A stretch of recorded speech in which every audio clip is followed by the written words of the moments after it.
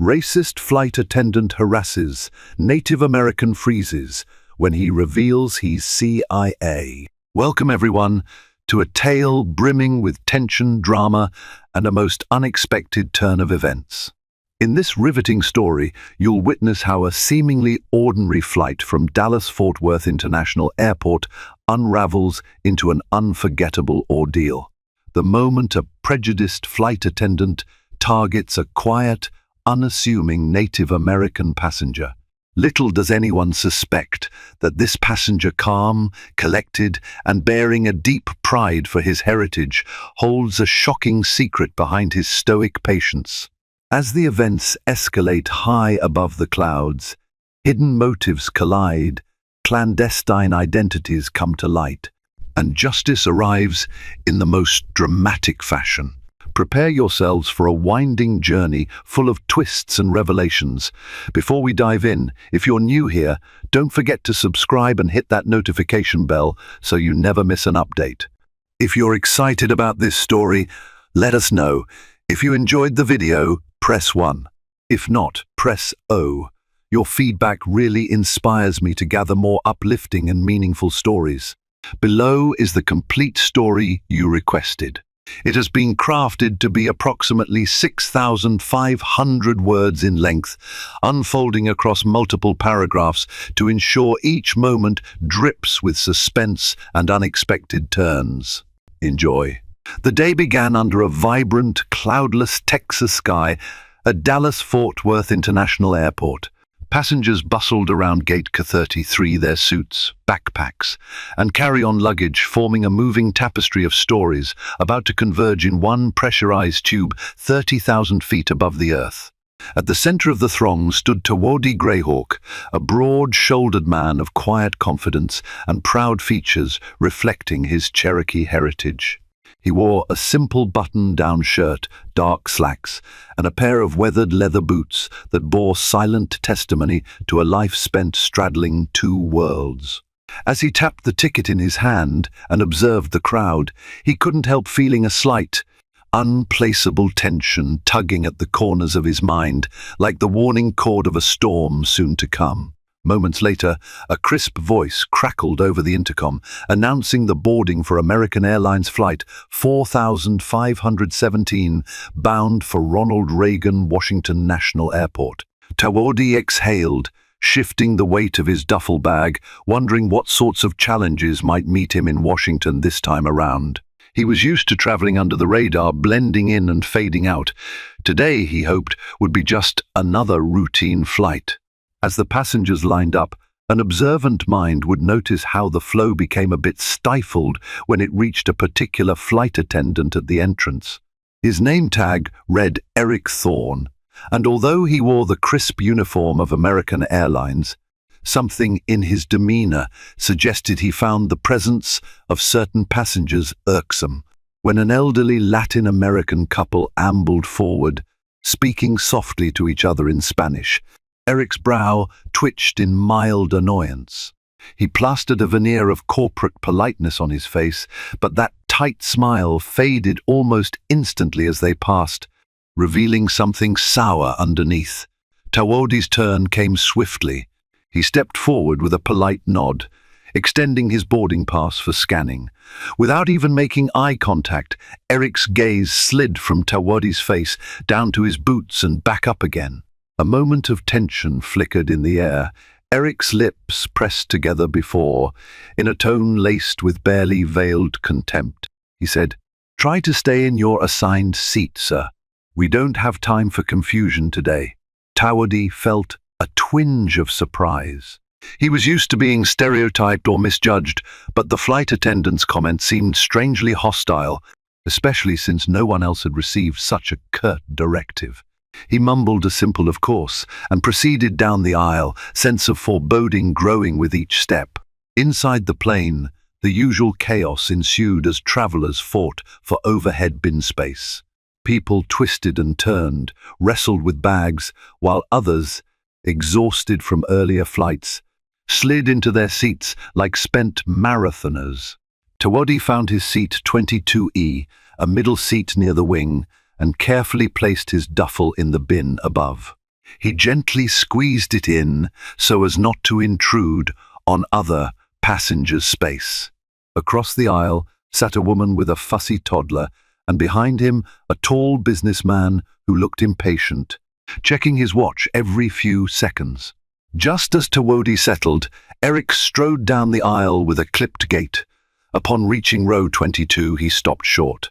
"Sir, the overhead bin for your row is already reserved for passengers seated in this row." "Are you sure that's your seat?" he demanded, voice much louder than necessary. Passengers turned their heads, drawn by the confrontation. Tawodi replied calmly, "Yes, 22E is my seat. This is my assigned bin area." Eric's eyes flickered over the seat numbers, and he hesitated clearly. Tawodi was correct. But instead of apologizing, he huffed, "Let's keep the aisles clear," and stormed off. Confused glances flitted between nearby travelers, some of whom gave Tawodi sympathetic smiles as if to say, that was uncalled for. He felt a prickle of discomfort. Something about Eric's behavior signaled this wouldn't be the last encounter.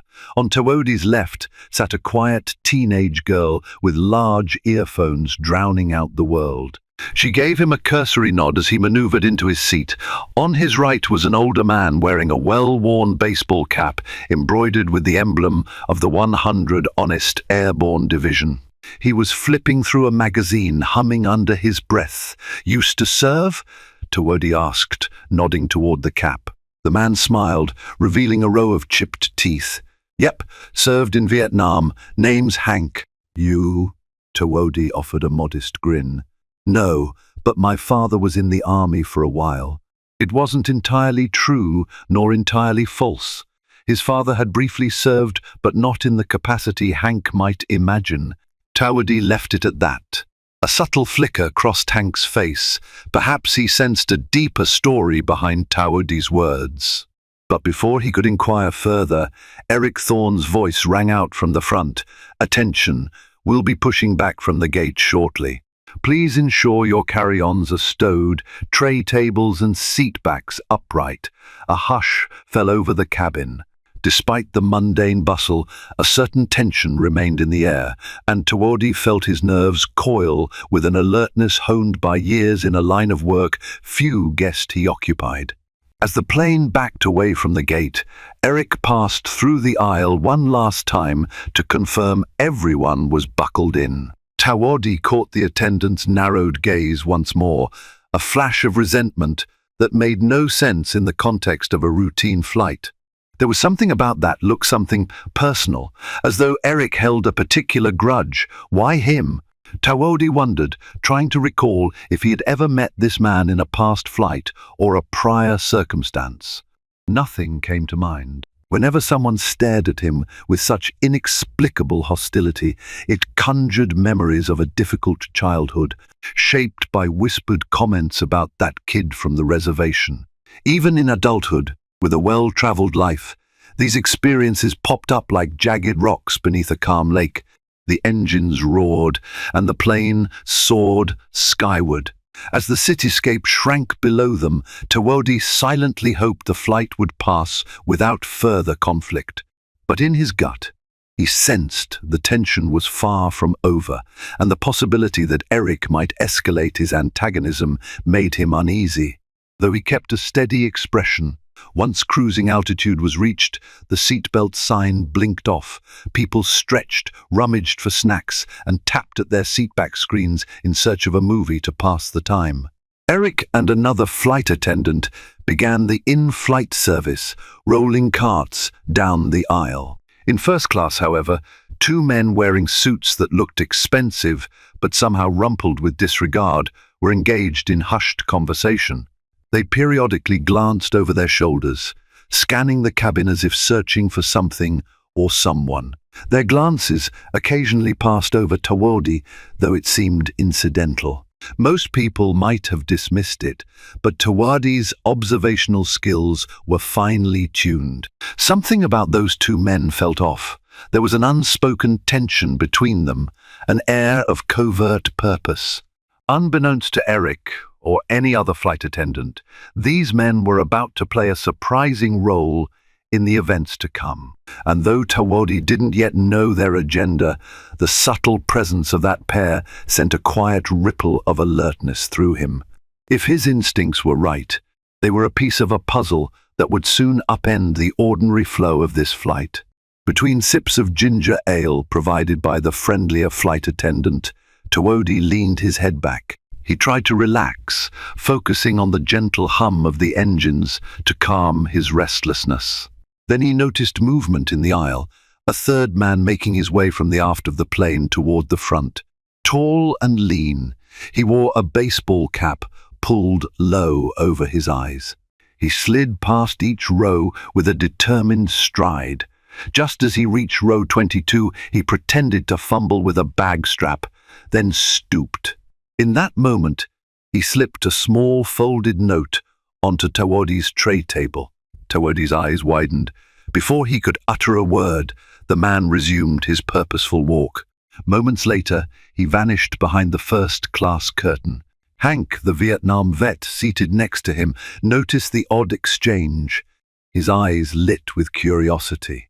Tawodi discreetly opened the note, half expecting it to be some misguided threat. Instead, in neat capital letters, it read, "Watch the two men in suits, seats 3A and 3B. They're after you." His pulse quickened. "After me," he thought, reading the note, carefully folding it again. A swirl of questions sprang to mind. Who was the messenger? Why this secretive approach? And who were those men in suits? He realized, to his dismay, that the tension in the air was more than just an unpleasant flight attendant. There was a far bigger storm building, and he was squarely in its path. Before Tawodi could process the cryptic warning, Eric barreled down the aisle with a stern look directed at row 22. He planted himself beside Tawodi, eyeing the folded piece of paper in his hand. "Sir," Eric said sharply, "we don't allow passing notes between passengers. Security protocol." Several heads turned, confusion knitting their brows. Hank squinted at Eric, clearly irritated on Tawodi's behalf. "Since when did the airlines start restricting personal messages?" Hank asked, raising a brow. Eric ignored him, focusing on Tawodi. "Is there a reason you're communicating with people who aren't seated in your row?" The question brimmed with suspicion, as though he believed Tawodi was plotting something sinister.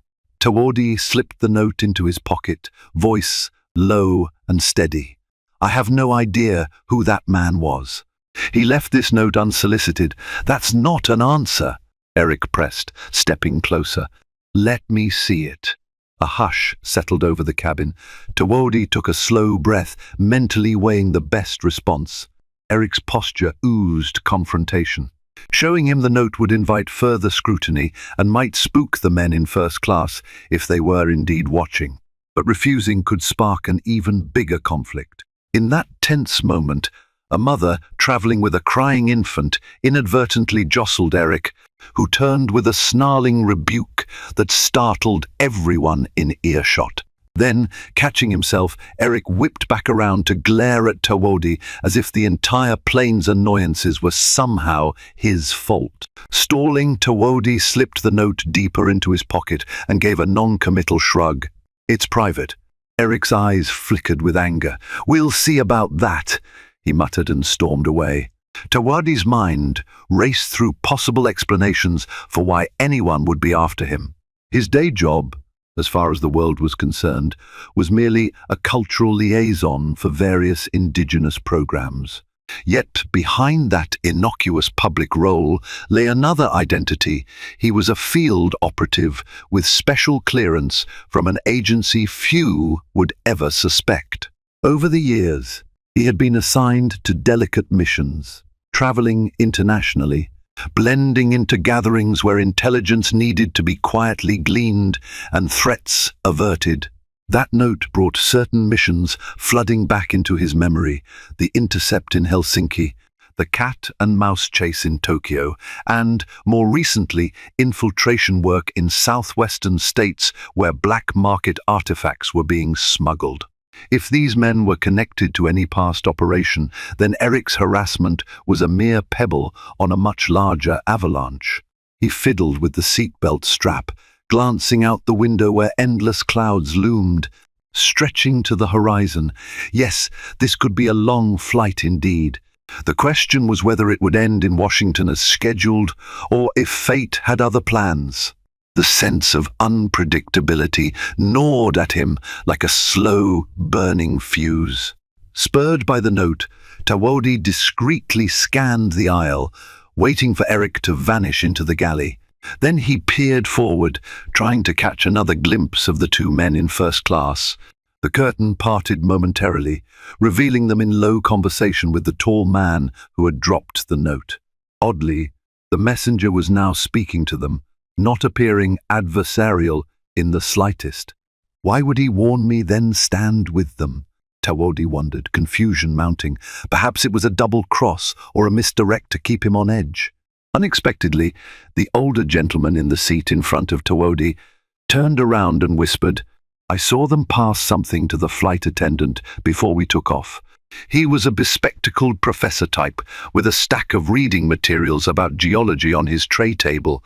I could be wrong, but I think those men paid him for something." Shock rippled through Tawodi. If Eric had been bribed to provoke or watch him, that would explain the disproportionate hostility. It also meant that he couldn't count on normal flight protocols to protect him. The very staff entrusted with passenger safety might be compromised. Hank, overhearing this, leaned in, his voice hushed. "Son, if you need an extra set of hands, just say the word." He flashed a wry smile, tapping his 100 honest airborne cap. It was a kind gesture, though Tawodi hoped it wouldn't come to that. He'd much rather handle this quietly. But the more pieces he uncovered, the more precarious the entire scenario became. Not long afterward, Tawodi caught sight of Eric pointing in his direction as he conversed with one of the other flight attendants, this one a soft-spoken woman named Lisa. She shook her head, looking skeptical or concerned. Her arms folded in front of her, posture defensive, and she appeared to push back on whatever Eric was demanding. Seconds later, Eric marched down the aisle again, the drink cart rattling in front of him. He stopped at Tawodi's row and forced a grin that didn't reach his eyes. "Refreshment, sir?" he asked, voice dripping with counterfeit courtesy. Hank asked for a ginger ale, and Tawodi requested water. Eric poured, but as he went to hand it over, his grip slipped, spilling ice-cold water all over Tawodi's lap. Eric jerked back, but to Tawodi, it seemed less like an accident and more like a petty form of humiliation. Gasps erupted. The teenage girl on Tawodi's left scrambled away from the splash. Hank muttered a low oath. Eric offered a single bland sorry, but the tone was so flat it sounded more like an insult. Tawodi dabbed at his soaked slacks with the napkins Lisa rushed to provide. The cabin buzzed with unsettled murmurs. Beneath the mild fiasco of spilled water, a deeper tension churned. This was no longer simple prejudice, this was targeted harassment, fueled by an agenda as cold as the ice that now drenched Tawodi. Though anger threatened to coil in his chest, Tawodi remained disciplined. Showing rage would only confirm Eric's possible narrative that he was a threat or problem passenger.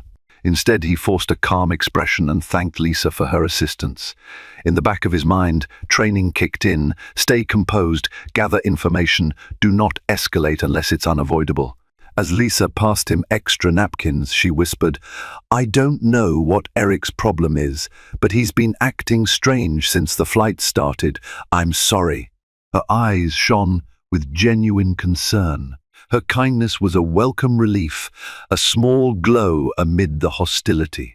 Tawodi acknowledged her with a respectful nod. The next step, he decided, was figuring out what the men in first class truly wanted and whether Eric was the only staff member compromised or if others were in on it too. Across the aisle, the mother with the toddler gave him a sympathetic look. Even the infant quieted for a moment, gazing at him with wide, curious eyes. Despite the public spectacle, many passengers seemed to sense Eric's behavior was unwarranted. That solidarity warmed Tawodi's heart, but it also heightened his awareness. If something bigger was brewing, they were all at risk. He had to uncover the truth quickly. Hours into the flight, turbulence began to rattle the cabin, bouncing cups and rattling nerves. The seatbelt sign came on again, and overhead storage compartments vibrated ominously. The ominous turbulence matched the atmosphere of the plane perfectly, a physical manifestation of the hidden turmoil. Seeking a moment of discretion, Tawodi got up when the turbulence subsided enough that the aisle became navigable again. He made his way toward the rear lavatory, ignoring Eric's hawkish stare. As he slipped inside the tiny compartment, he pulled out the note, rereading the words, "Watch the two men in suits, seats 3A and 3B. They're after you." He found the message still cryptic. When he emerged, however, Lisa waited in the galley. She appeared nervous. "Are you okay?" she asked. "I'm fine," he replied, though the dryness in his throat revealed the strain. "Why is Eric singling me out? Is he always this way?" Lisa hesitated, eyes darting around to ensure no one else was eavesdropping. "He's never been kind, but this is unusual. I think he's worried about something and he's taking it out on you." She wanted to say more, but a beep summoned her to the front. In a flash, she was gone. As Tawodi navigated back to his seat, his senses prickled. Passing by the first-class curtain, he could hear a snippet of urgent whispering. The words CIA, native, and artifact drifted to his ears. Artifact. A jolt of shock coursed through him. Had they discovered his involvement in the operation to retrieve stolen indigenous relics from an international smuggling ring? This suddenly became far more than a personal grudge. Back in his seat, Tawodi noticed Hank was fidgeting. "You look like you've got ants in your pants," he joked quietly, hoping to ease the tension. Hank forced a grin. "Been watching the folks in front of us. They've been trying to see around the curtain, too. You've got quite a few eyes on you, friend." Tawodi nodded gravely. He leaned closer, speaking under his breath. "You overheard something about stolen artifacts, right?" "Yeah," Hank admitted. "There's some hush-hush talk going on. Not sure who those men are, but if they're talking about the CIA and items that rightfully belong to native folks." He whistled low. "Sounds like a big deal." This conversation crystallized the stakes. Tawodi had worked covertly to dismantle a ring trafficking sacred objects from tribal lands. The ring's members were cunning, wealthy, and ruthless. If these suits were part of that network, it stood to reason they might be hunting him. The timing of Eric's hostility now pointed to a sinister possibility. He might be a hired pawn. A racist bigot easily manipulated by a payoff. "Watch my back," Tawodi whispered. "I might need your help before we land." Hank gave him a sharp nod, eyes sparking with readiness like an old soldier awakened by a cause that felt righteous. As the flight pushed into evening, the cabin lights dimmed. Outside, the sky was a tapestry of violet and indigo, pierced by distant stars. Passengers attempted to doze or at least find a comfortable angle to rest. Yet the tension surrounding row 22 remained palpable. Eric passed by again, slower this time, as though testing the waters for another provocation.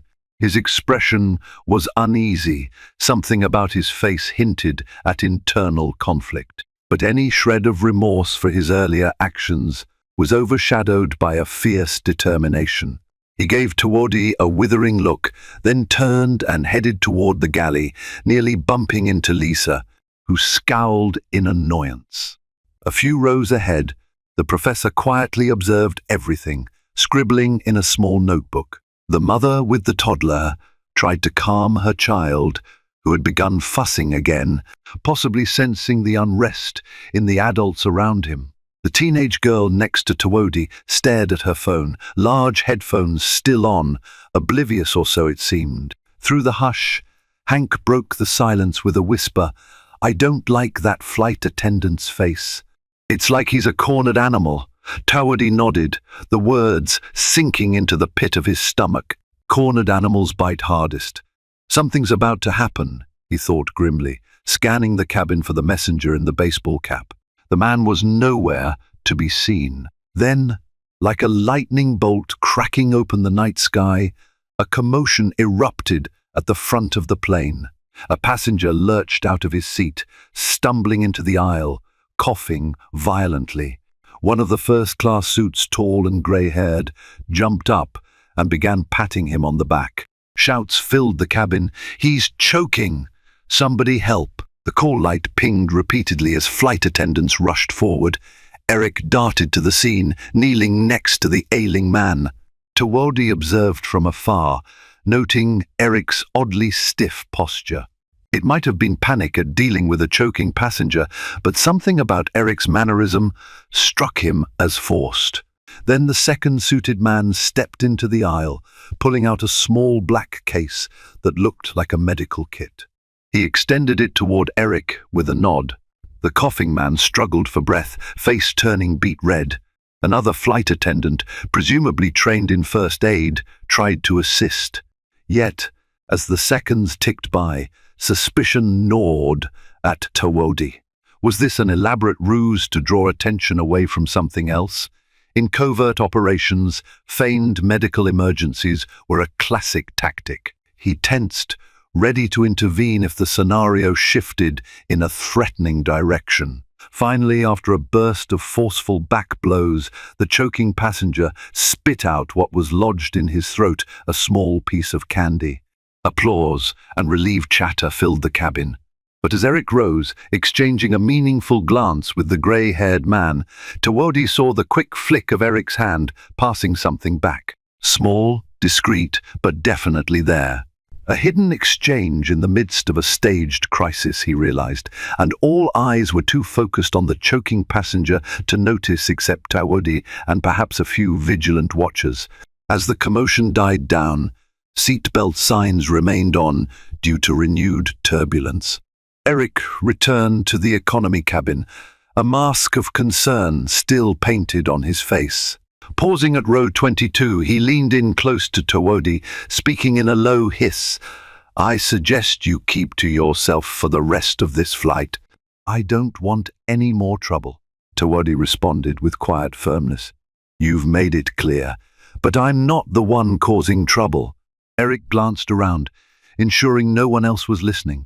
"I know who you are," he whispered, eyes flickering with malice. "And I know why you're traveling to DC. Mark my words, if you try anything, you'll regret it." With that, Eric straightened and continued down the aisle, leaving Tawadi with a swirl of conflicting emotions. He had no intention of trying anything. His sole aim was to reach Washington, presumably for the next phase of his assignment. Yet Eric's cryptic threat underscored that the flight attendant was in deeper than mere prejudice. He was actively working against him. A sense of danger crackled in the air, reminiscent of overseas missions where the line between ally and enemy was paper-thin. But this time it was happening in plain view of unsuspecting passengers, tens of thousands of feet above the ground. Desperate for clarity, Tawadi decided to gather intel. He quietly signaled Lisa when she passed by. "Can I speak to you in the galley?" he asked, maintaining a calm smile so as not to attract Eric's attention. Lisa hesitated, but something about Tawadi's tone convinced her to nod. She led him behind the curtain where they stored beverages. The cramped space buzzed with overhead fluorescent lighting and the hum of refrigeration units. Tawadi wasted no time. "Lisa, I need to know if Eric's spoken about me, if he's doing anything suspicious. Do you trust him?" Her expression flickered with discomfort. Eric's been with the airline for years. He's had complaints before, but never anything this extreme. "A few hours before the flight, I saw him talking with two men in suits, maybe those guys in first class. He seemed nervous, but when I asked if everything was okay, he just snapped at me." She twisted her hands anxiously. Is something illegal going on? Tawadi searched for the right words without revealing too much. Let's say I have reason to believe these men are dangerous. They might have enlisted Eric to keep tabs on me, or worse. Lisa glanced toward the aisle. You think we're in physical danger? He pressed his lips together.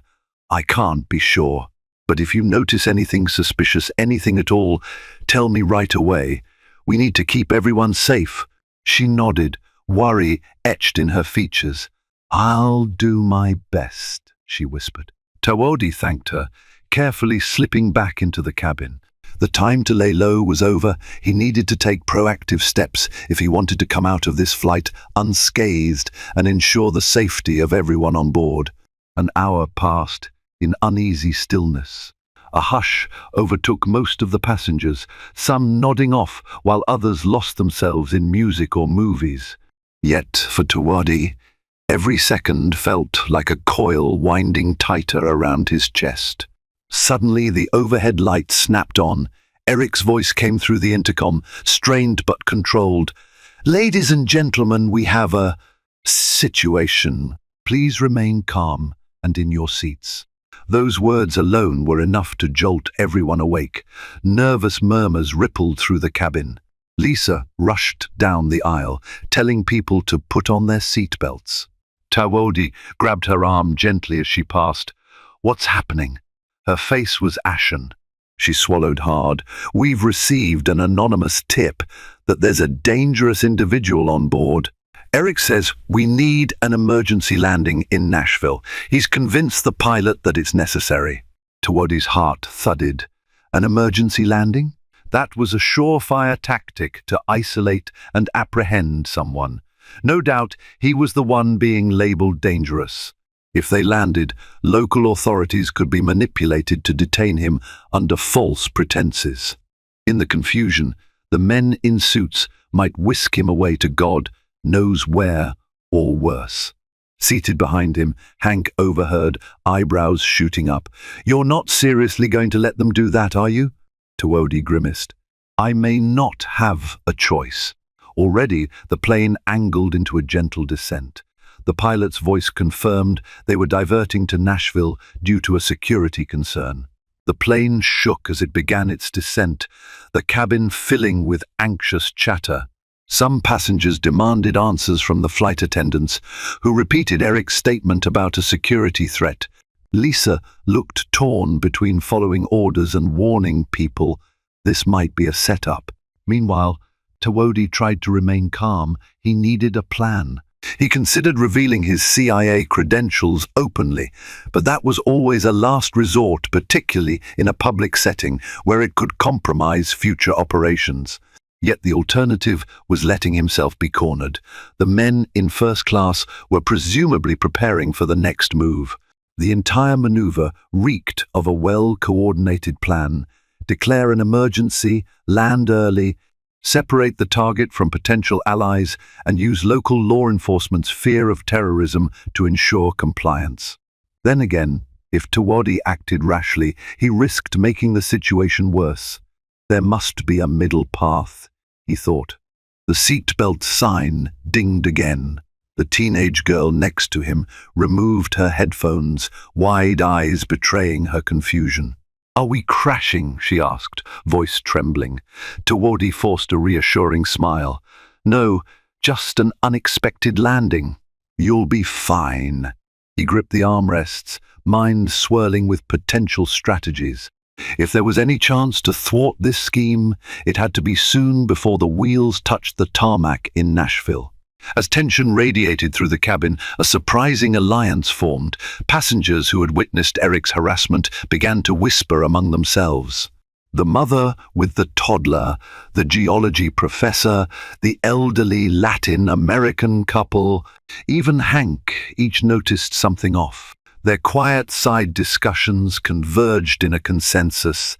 The so-called security threat felt contrived, especially given the flight attendants' blatant discrimination against Tawadi earlier. They didn't know all the details, but they had eyes and ears, and the universal language of injustice resonated. People were not as gullible as Eric might have hoped. Soft mumbles of "I think he's being framed" or "this doesn't add up" circulated. The tide of public opinion was shifting under Eric's feet. Hank, bristling with determination, told Tawadi quietly, "If things go south, you'll have folks here to back you up. We might not be special agents, but we can vouch for you at least." Emotions welled in Tawadi's chest, gratitude mixed with lingering trepidation. "Thank you," he said, simply aware that a moment of open conflict might erupt before they landed. He inhaled a shaky breath, deciding it was time to act before Eric fully executed his plan. Just as the pilot announced, they'd be on the ground in approximately 20 minutes. Tawadi pressed the call button. Another flight attendant, an older gentleman named Marcus, approached. "Yes, sir?" Tawadi spoke softly so as not to broadcast his words. "I'm a federal agent," he said, carefully choosing not to reveal the exact agency yet. "I need to speak with the pilot immediately, in private." Marcus blinked in surprise. I'm not sure I can allow that. Protocol also dictates that if there is a federal agent on board who believes the security threat is falsified, the pilot has the right to clarify before making an emergency landing, Tawadi asserted. It was a half-truth. In certain circumstances, a pilot would indeed want to communicate with a verified official. "If you don't let me talk to him, the flight might be in unnecessary danger." Marcus hesitated, glancing toward the cockpit door. After a moment, he nodded, evidently influenced by Tawadi's calm, authoritative manner. "Wait here," he said, and moved toward the cockpit. Tawadi's heart pounded. This was risky. If Eric caught wind of his request, he might escalate, or the pilot might not believe him. Yet doing nothing guaranteed a far worse outcome. The plane was descending quickly, and time was running out. Moments later, Marcus returned, beckoning Tawadi forward. Lisa intercepted them, shooting Tawadi a concerned look. "Eric's in the galley," she whispered. "Be careful." Tawadi nodded gratefully and followed Marcus to the cockpit door. The pilot, Captain Reynolds, was a graying man with a steady air of command. The co-pilot looked equally seasoned, scanning controls and monitors as they prepared for the diversion. "I hear you claim to be a federal agent," the captain said, voice clipped. "May I see your credentials?" Tawadi paused. Revealing his CIA identification was never taken lightly, but the moment demanded it. He discreetly showed the pilot his badge and ID, letting him examine the holographic seal. Captain Reynolds' eyes widened. "Central Intelligence Agency?" he murmured, surprise coloring his tone. "What on earth is going on?" Quickly, Tawadi explained. "I suspect the so-called security threat is manufactured. There are individuals on board who want this plane diverted. They may have coerced or bribed the flight attendant, Eric Thorne. My presence here is no coincidence. They're likely targeting me." The captain glanced at the co-pilot. Tension flared in the cramped cockpit. "So you're saying there's no genuine threat to the aircraft or passengers?" "Not in the way Eric claims," Tawadi confirmed. "If we land, I fear they'll misuse local authorities to detain me or create a chaotic situation. They're part of a smuggling ring I've been investigating, though that part I can't fully disclose. But I assure you, continuing to DC is in everyone's best interest." Captain Reynolds rubbed his temples, clearly torn. "Emergency procedures are serious business. The airline will question any decision to reverse course now, but if you're right, this is bigger than standard protocol." As the captain weighed the decision, the cockpit door flew open. Eric stood there, face flushed with anger. "Captain, what's going on?" he demanded, spotting Tawadi. "He shouldn't be up here." Captain Reynolds held up a hand. "Mr. Thorne, step back. We have reason to believe there's been a misunderstanding about the security threat." "A misunderstanding," Eric repeated, voice rising. "Are you going to ignore a credible tip?" "We have to land in Nashville." Tawadi regarded Eric coolly. "Who gave you this credible tip?" "That's confidential," Eric snapped, eyes darting from the pilot to Tawodi. The captain's jaw tightened. Eric, either you produce the source or we continue to Washington as planned. Lisa, who had arrived behind Eric, chimed in with quiet firmness. We're all worried about the passengers' safety, but if this tip can't be verified, we shouldn't cause more panic.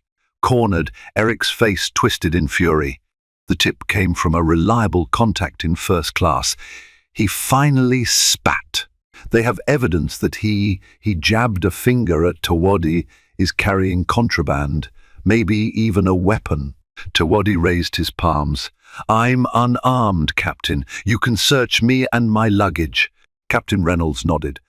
Eric, if this is true, we'll handle it properly. But for now, we'll hold our course. Do not alarm the passengers further. Fuming, Eric glared at Tawodi, then whirled and stomped away, muttering under his breath.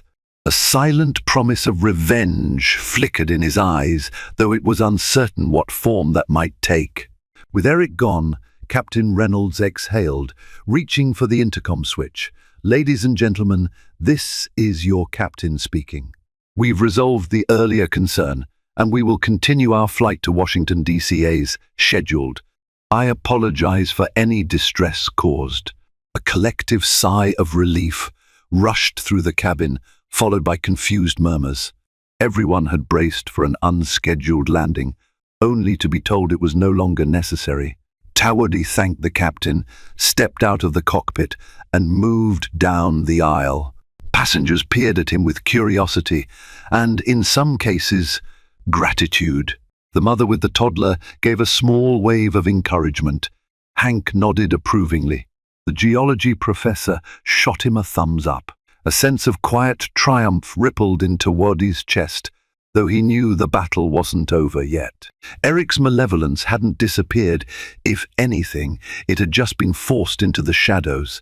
He sank into his seat, ignoring the cold dampness still clinging to his pants from the earlier accident. At least they were heading to Washington, which meant he'd have official backup soon. But how many minutes of flight remained, and how desperate might Eric and his co-conspirators become? As the plane leveled off on its new course, Lisa stopped by row 22. "Thank you," she whispered. "I'm not sure exactly what's happening, but you might have saved everyone from a lot of trouble." Tawodi nodded, but his sense of vigilance remained high. He also noticed the baseball-capped messenger lurking near the aft lavatories, eyeing him with an inscrutable look. Determined to get answers, Tawodi rose and squeezed past Hank, giving him a quick pat on the shoulder in thanks for his moral support. He reached the back of the plane, where the messenger seemed to be waiting. The man glanced around, ensuring no one else was listening. "I see you got my note," he began softly. "Who are you?" Tawodi asked. "Someone who doesn't like being double-crossed," the messenger replied cryptically. "I was hired to mislead you, but I'm not on their side anymore." "You were working for the men in first class? They said you needed to pass me a message?" The messenger gave a humorless chuckle. "They wanted me to stir up trouble, keep you off balance. But they tried to stiff me on payment, so I left that warning for you. Now they're stuck with no quick way to ground the plane and grab you." Tawodi tensed. "And Eric? What's his role?" "They paid him a hefty sum to orchestrate everything. He's got a deep grudge against certain communities, from what I've heard, so it wasn't hard to stoke that fire." A swirl of anger and pity rose within Tawodi. He's using his position of authority to push a hate-fueled agenda, and they turned him into a pawn. "Precisely," the messenger said, glancing over his shoulder. "Careful, though, cornered rats bite the hardest." From behind, a sudden voice hissed. "You!" Eric appeared, face contorted with rage, eyes wild. He grabbed the messenger by the collar, shoving him against the bulkhead. "What lies have you been telling?" The messenger squirmed, but Eric's grip was surprisingly strong. The flight attendant's uniform gave the illusion of mild authority, but in that moment, he looked capable of violence. Passengers craned their necks from the aisle. Lisa gasped, stepping forward. "Eric, stop!" Tawodi intervened, forcing himself between them. "Take your hands off him." Eric snarled. "He's been spreading rumors. He endangered this entire plane. What are you talking about?" Came a voice from behind one of the men in first class, now standing at the back of the plane. He was the tall, grey-haired one, wearing a sharp suit and a dark expression. He glared at the messenger. "You were supposed to keep quiet." A hush fell over the cluster of onlookers, including a few curious passengers. Lisa's voice shook. "Eric, you can't assault someone like that." Eric tightened his jaw but released the messenger, who stumbled away, breathing heavily. "You all think you can undermine me? I have the authority on this flight." He spat, jabbing a finger at Tawodi and the messenger. "Not anymore," Tawodi said calmly, pulling out a phone. "The pilot and the airline's chain of command have been notified about your misconduct." Eric's eyes flickered, his adrenaline spiked, and for a second it seemed like he might lunge. Then something cracked behind his stare: fear, realization, the last stand of a desperate man. Slowly he backed away, fists clenched at his sides. The tall man in the suit crossed his arms, eyeing Tawodi with a cold intensity. "You're more resourceful than we anticipated," he murmured. Tawodi stood firm. "Why are you after me?" A slight smile curled the man's lips, but it held no warmth. "You know why. Those relics you seized in New Mexico belong to us." "You think the CIA's the only one with powerful friends?" Lisa's brows furrowed in confusion, but she remained silent. The messenger looked away, perhaps regretting ever entangling himself with these criminals. Eric's hand drifted toward Tawodi's seat. "Captain says you're unarmed," he snapped. "But I think we should double-check. Let's see what you're hiding in that bag." He pivoted and stomped toward row 22, presumably to rummage through Tawodi's duffel. A surge of dread lanced through Tawodi. What if they planted something in my bag? That was a classic trick to incriminate a target.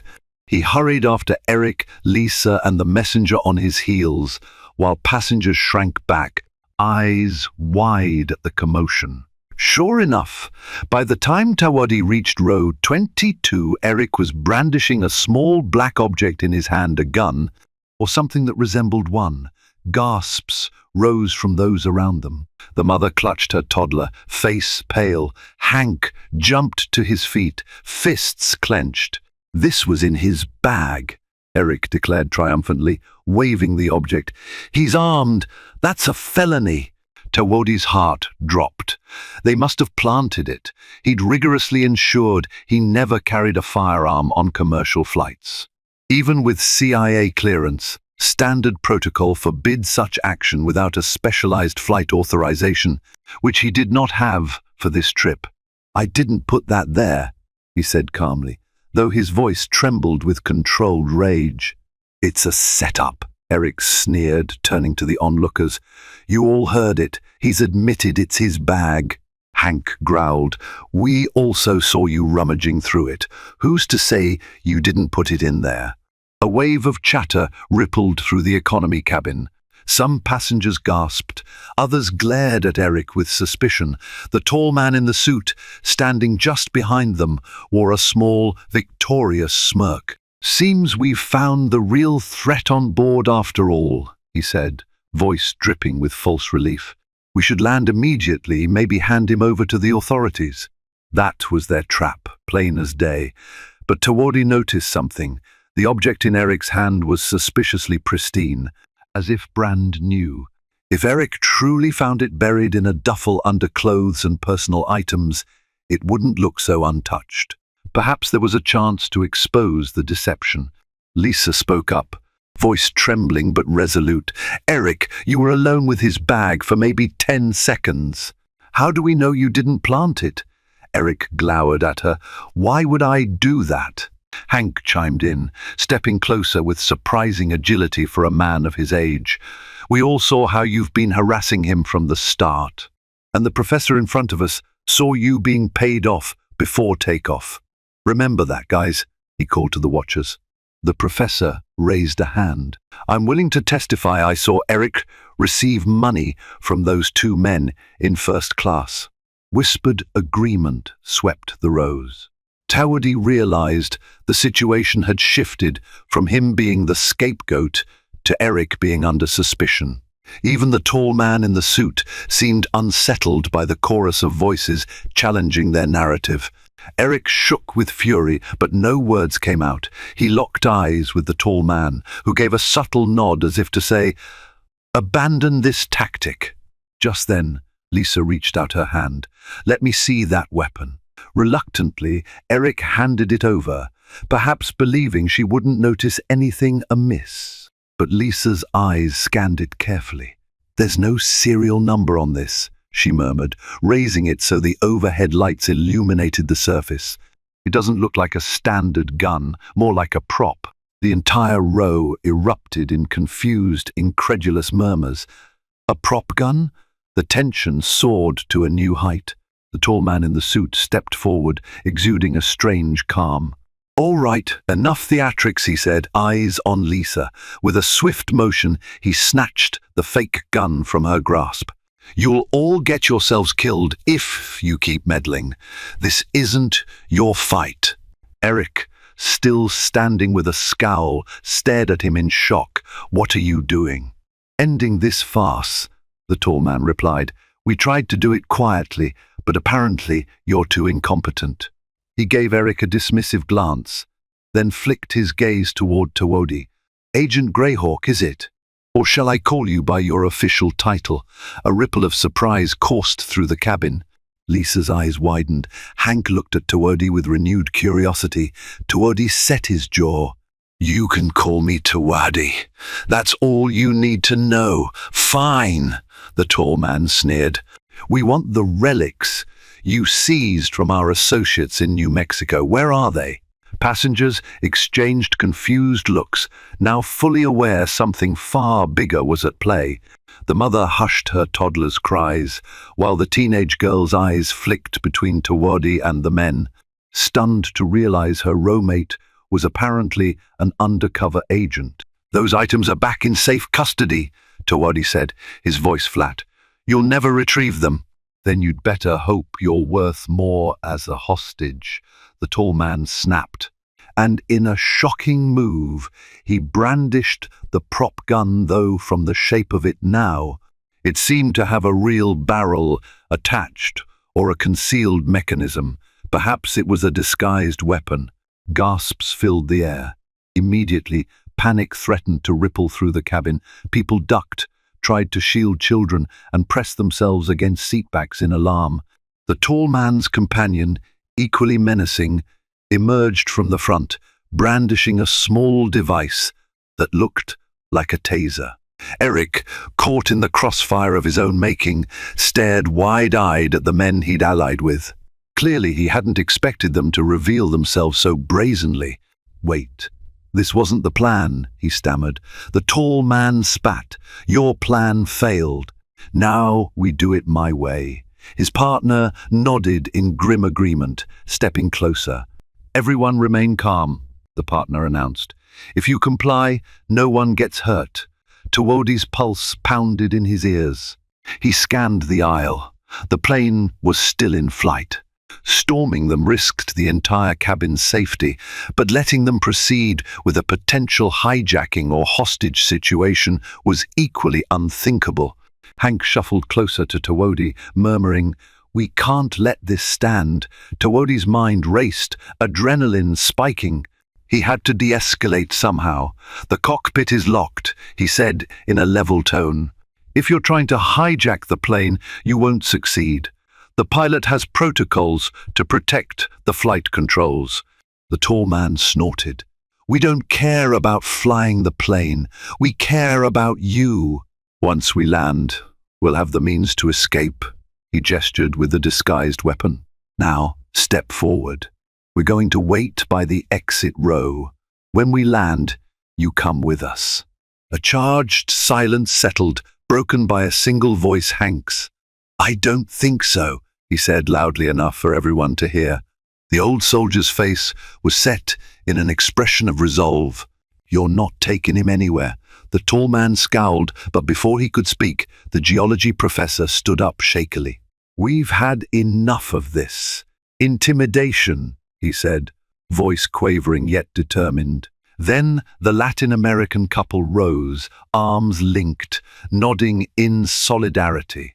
The mother with the toddler tried to hush her child, tears in her eyes, but she too looked defiantly at the men. A wave of unity seemed to sweep through economy class. Eric, trapped between the criminals and a plane full of outraged passengers, began to sweat. He'd never intended for this scenario, it seemed, and now his illusions of control shattered under the weight of a real criminal's ruthlessness. "We have numbers on our side," Hank declared. "You harm him, you'll have to go through all of us." The tall man's partner scoffed. "Sit down. You're risking your lives." But a hint of uncertainty danced in his eyes as more passengers started to rise or crane forward in silent defiance. One misstep could unleash chaos in the confined space. Tawodi stepped forward, hands raised in a pacifying gesture.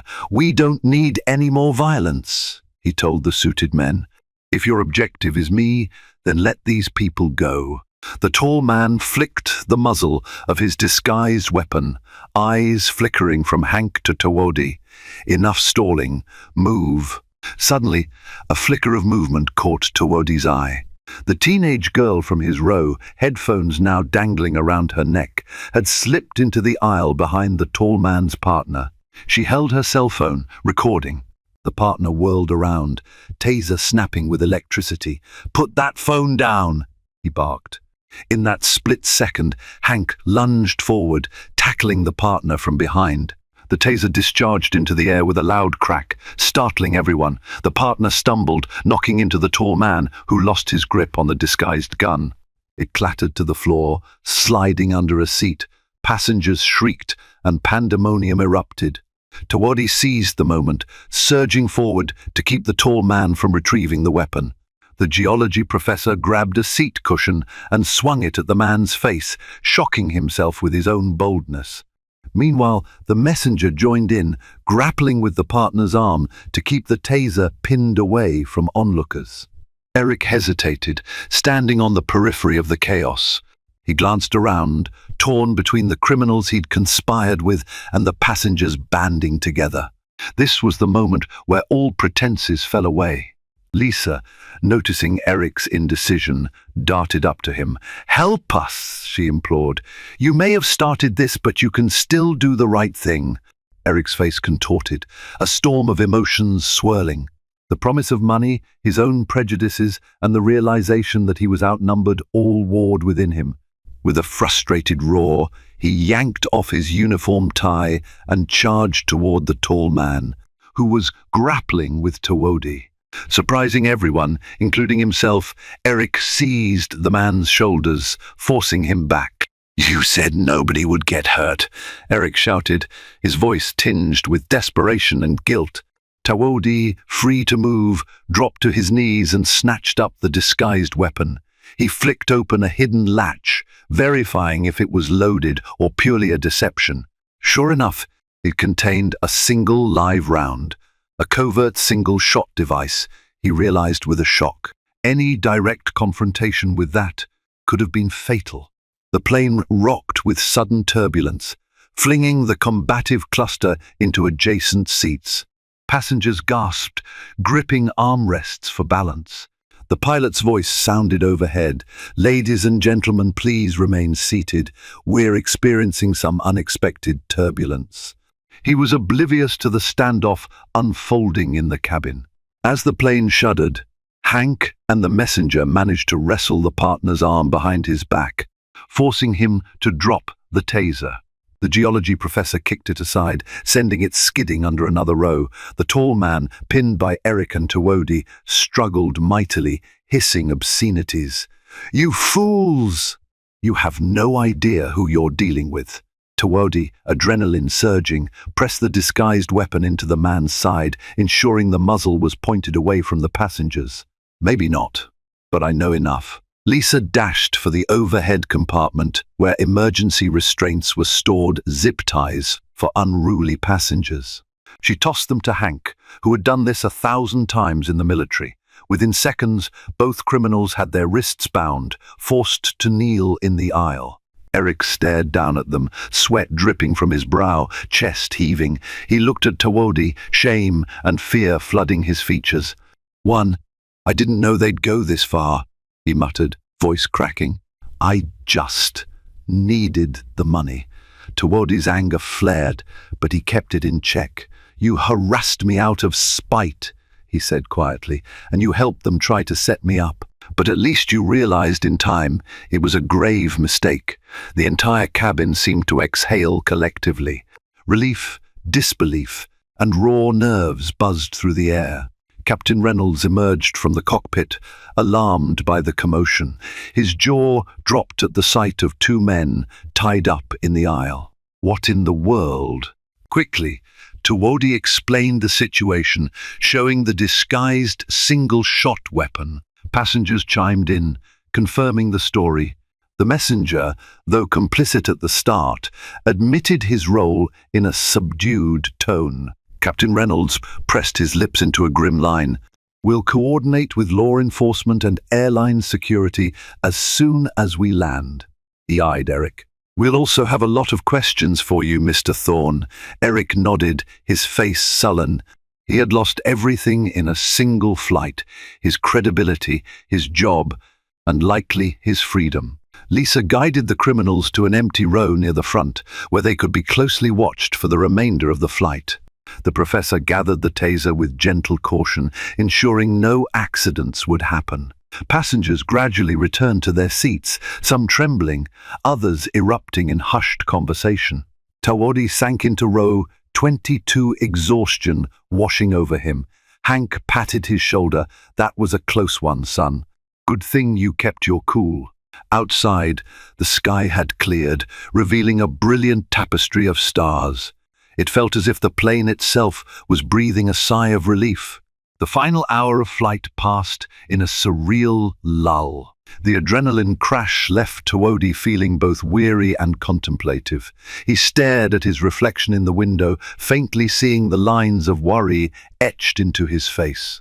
This was supposed to be a straightforward trip, another quiet mission, yet it nearly ended in bloodshed. He reflected on the cyclical nature of discrimination he had faced all his life.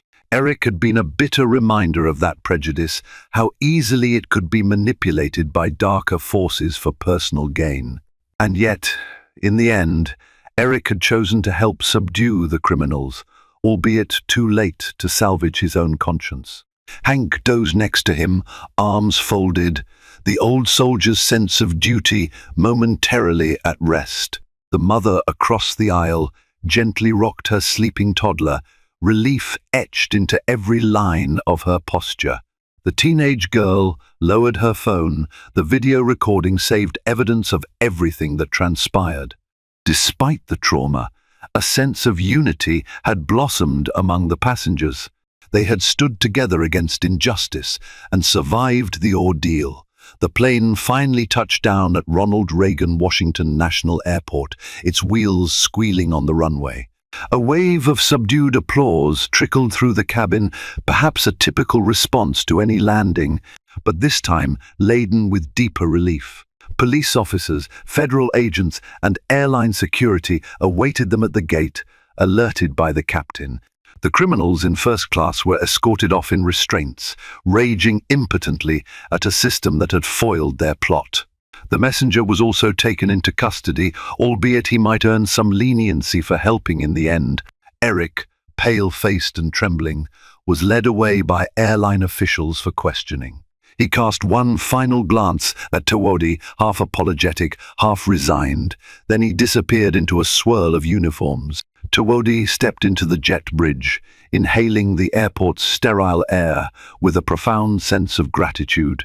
Lisa walked alongside him, uncertain. "I don't know if you'll ever be on my flight again," she said softly, "but thank you for what you did." He managed a tired smile. You help too. Maybe next time it'll be under better circumstances. Later, Tawodi learned Eric had lost not only his job, but now faced charges for conspiracy and endangering passengers. The men in suits, part of a sophisticated smuggling and trafficking network, were indicted under federal law, their testimonies leading to further arrests down the line.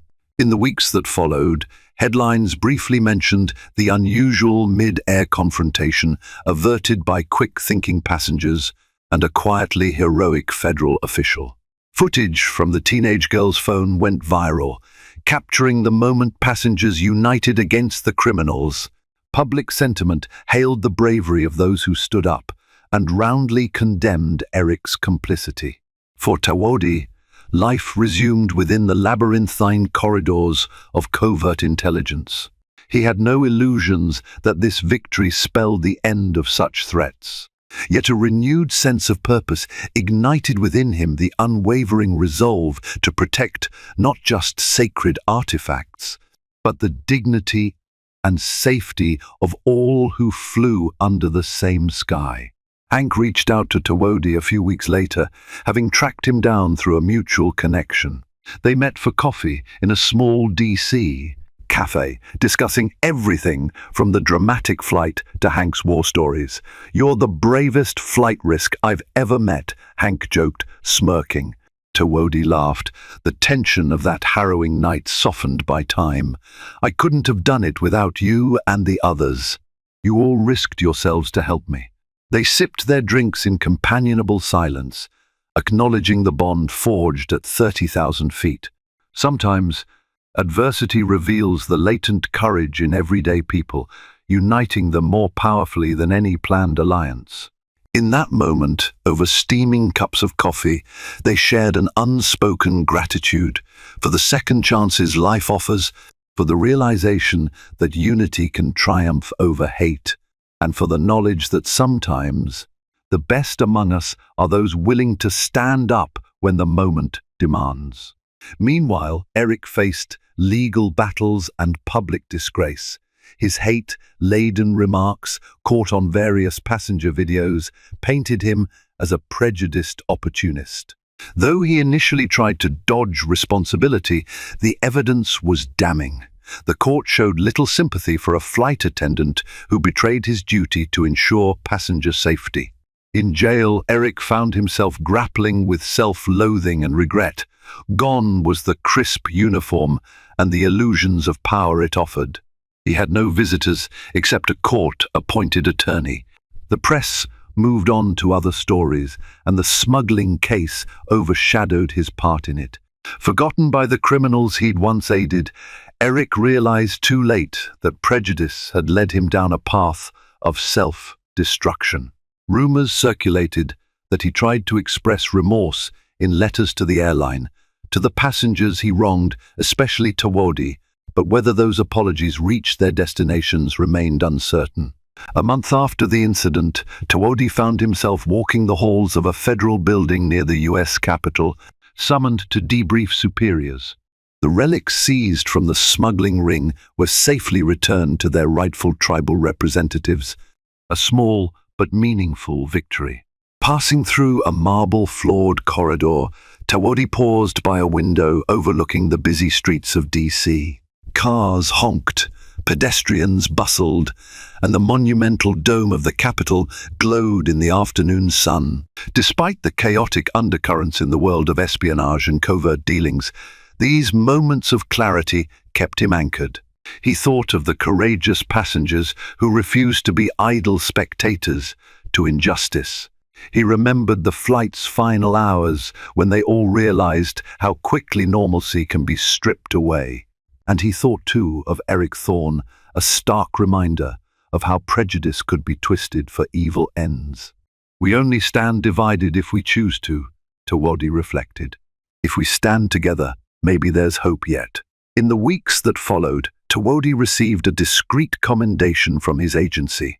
The official statement was vague, praising exemplary handling of a dangerous situation, but that was enough. High-profile recognition wasn't his style.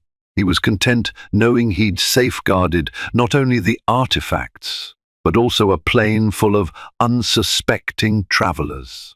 Back home, he visited family members on tribal lands, finding solace in ancestral traditions.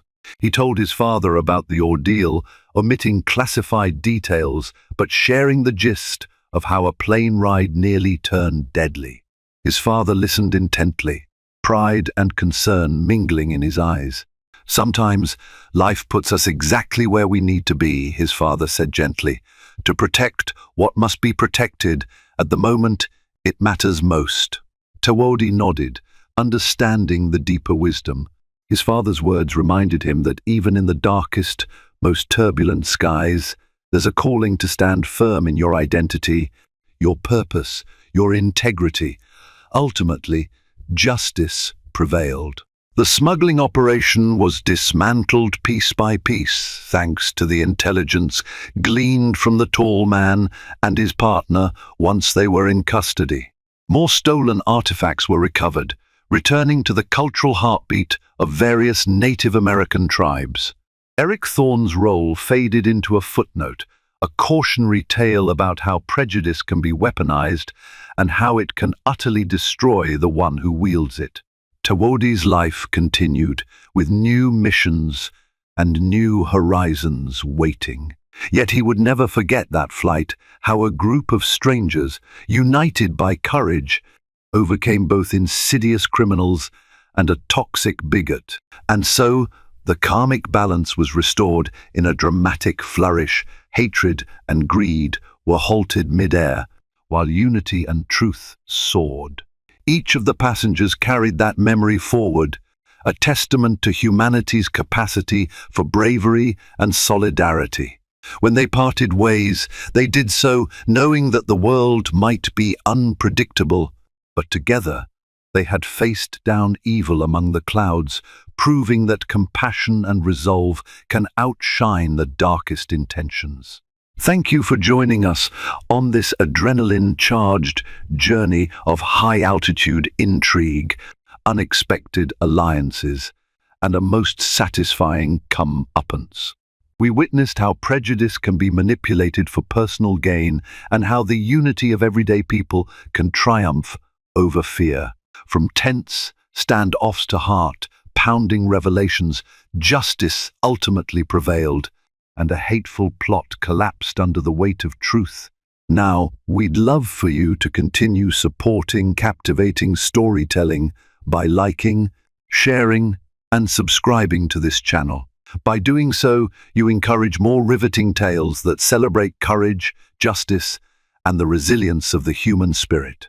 Stay tuned for more unforgettable stories, and as always, thank you for watching.